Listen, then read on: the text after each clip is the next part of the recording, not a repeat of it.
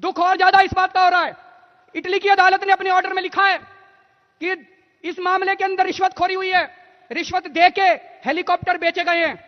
उस कोर्ट की अदालत के अंदर, ऑर्डर के अंदर सोनिया गांधी जी का नाम है, अहमद पटेल का नाम है, कई सारे अफसरों के नाम है, कांग्रेसियों के नाम है।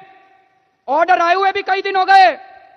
नरेंद्र मोदी जी की हिम्मत नहीं हो रही जो सोनिया गांधी को गिरफ्तार करके उससे जांच कर ले। नरेंद्र मोदी जी की हिम्मत नहीं हो रही कि सोनिया गांधी से 2 प्रश्न भी पूछ ले।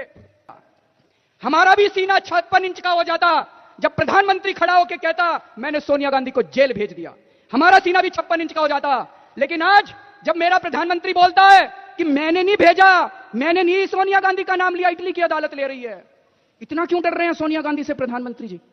धोखा हो गया इस देश के साथ बहुत बड़ा।